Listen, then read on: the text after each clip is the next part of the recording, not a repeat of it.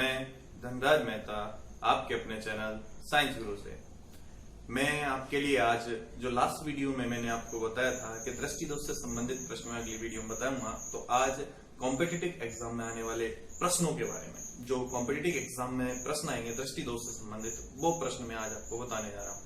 तो देखिए फ्रेंड्स कि किस तरह के ऑप्शंस वाले प्रश्न दृष्टि दोष वाले टॉपिक से बनते हैं। देखिए फ्रेंड्स किस तरह के क्वेश्चन इसमें से बनेंगे जो दृष्टि दोष टॉपिक है। तो देखिए सबसे पहला प्रश्न बनता है कि दृष्टि दोष उत्पन्न होने के क्या कारण है। अब ऑप्शन आपके सामने इस प्रकार आएंगे। पहला ऑप्शन आएगा कि समंजन क्षमता क्षीण होना, क्या ये कारण है? बी आयु बढ़ने के कारण, सी है ए व बी दोनों, और डी है इनमें से कोई नहीं। तो आपको देखना है कि दृष्टि दोष कोई प्रकार नहीं दिया है, केवल दिया है दृष्टि दोष उत्पन्न होने का क्या कारण है। तो इसका कारण हमने पढ़ा था कि समंजन क्षमता क्षीण होना भी होता है और आयु बढ़ने के कारण भी होता है। तो हम सीधा सीधा इसमें ऑप्शन जो आंसर जाएगा वो जाएगा समंजन क्षमता क्षीण होना, आयु बढ़ना, यानी कि ये दोनों। तो ए व बी दोनों, यानी कि जो हमारा सी ऑप्शन है वो इसके लिए राइट है। इसके बाद बात करते हैं क्वेश्चन नंबर 2। तो दृष्टि दोष मुख्य रूप से कितने प्रकार का होता है। आपको शब्द देखना मुख्य, वैसे तो कई प्रकार का होता है, लेकिन मेनली है कि आपको दृष्टि दोष मुख्य रूप से कितने प्रकार का है। तो मुख्य रूप से कितने प्रकार का है, तो मुख्य रूप से हमने पढ़ा था कि दृष्टि दोष मुख्य रूप से 3 प्रकार का होता है। ठीक है फ्रेंड्स। इसके बाद अगला प्रश्न इसमें से बनता है कि निकट दृष्टि दोष के लक्षण क्या है। अब लक्षण पूछ रहा है कि भाई निकट दृष्टि दोष का लक्षण क्या है, यानी व्यक्ति को कैसा महसूस होता है जब निकट दृष्टि दोष होता है। तो उसको देखिए पास का स्पष्ट दिखता है और दूर का स्पष्ट दिखता है। क्या हमने पढ़ा था जो ऐसा था? नहीं, या ये था या ये था या ये था। अब आपको देखना है कौन सा करेक्ट है। तो मैंने आपको बताया था निकट दृष्टि दोष, नाम से काम होता है निकट। तो दृष्टि दोष का मतलब दिखता है, जस्ट अपोजिट होता है, दिखता है। इसमें पास का दिखता है और दूर का अस्पष्ट दिखता है। ठीक है फ्रेंड्स। तो इसका पहला ही आंसर सही जाएगा कि पास का तो स्पष्ट दिखता है और दूर का अस्पष्ट दिखता है। अगले प्रश्न पे चलते हैं। देखिए प्रश्न है निकट दृष्टि दोष का निवारण। निवारण यानी होता है उपचार, किस लेंस की सहायता से होता है। ठीक है। और सबसे बड़ी बात तो ऑप्शंस में ये होता है कि कई बार स्टूडेंट्स क्या करते हैं कि उपयुक्त सभी देखा नहीं कि ठोक देते हैं, जबकि आंसर क्या होना चाहिए। देखिए ए है उत्तल, बी है अवतल, सी है द्विफोक्सी, डी है उपयुक्त सभी। सबको पढ़िए, देखिए कौन सा आंसर जाना है। तो निकट दृष्टि दोष के निवारण के लिए केवल एक ही लेंस का प्रयोग किया जाता है और वो होता है अवतल लेंस, जिसका दूसरा नाम होता है अपसारी।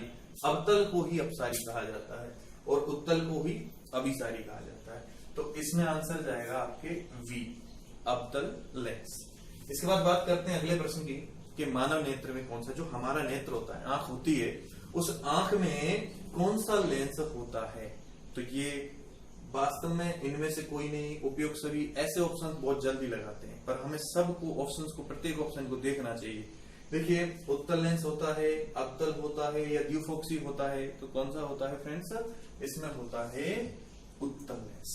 मानव नेत्र के अंदर उत्तल लेंस पाया जाता है, ध्यान रखना है आपको। अगला प्रश्न बनता है कि दूर दृष्टि दोष का लक्षण क्या है। तो इनको, इसमें क्या है, शब्दों का ही खेल है केवल, निकट और दूर में। इसमें जो नाम है उसी से पता लगाते हैं दूर दृष्टि दोष, यानी दूर का स्पष्ट दिखता है। दूर आ रहा है तो दूर का स्पष्ट दिखता है और पास का अस्पष्ट दिखता है। तो ऐसा ऑप्शन देखिए जिसमें दूर का स्पष्ट, ये रहा। तो दूर का स्पष्ट दिखता है, फिर पास का अस्पष्ट दिखता है, यही इसका आंसर होगा। पास का ये भी नहीं होगा, ये भी नहीं होगा और ये भी नहीं होगा। तो दूर का स्पष्ट दिखता है, दूर आ गया तो दूर का तो स्पष्ट और पास का अस्पष्ट दिखता है, वही होता है दूर दृष्टि दोष। और उसी में ये लक्षण दिखाई देते हैं उसको। जिस व्यक्ति को दूर दृष्टि दोष हो जाता है उसे दूर का तो स्पष्ट दिखता है और पास का अस्पष्ट दिखता है। इसके बाद अगले प्रश्न की बात करते हैं अपन कि दूर दृष्टि दोष वाले व्यक्तियों को डॉक्टर कौन से लेंस का चश्मा लगाता है, अर्थात निवारण किस तरह से करता है, उपचार किस तरह से करता है। तो अभिसारी, अभिसारी मैंने आपको बताया था, अभिसारी उत्तल को कहते हैं, अपसारी अवतल को कहते हैं। ठीक है।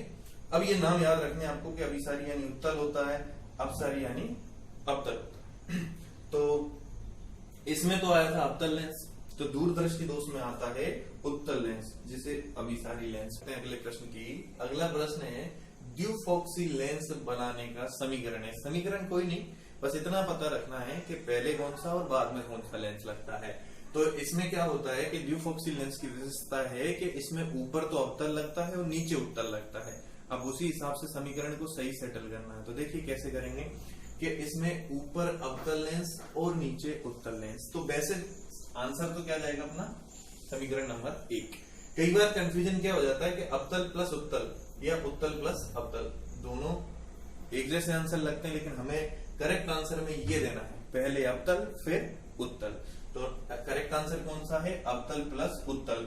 दोनों उत्तल हो नहीं सकते, दोनों अवतल हो नहीं सकते, क्योंकि ड्यूफॉक्सी लेंस में 2 लेंस लगते हैं, ऊपर की साइड अवतल लगता है और नीचे लगता है उत्तल लेंस। तो करेक्ट आंसर कौन सा जाएगा, अवतल प्लस उत्तल।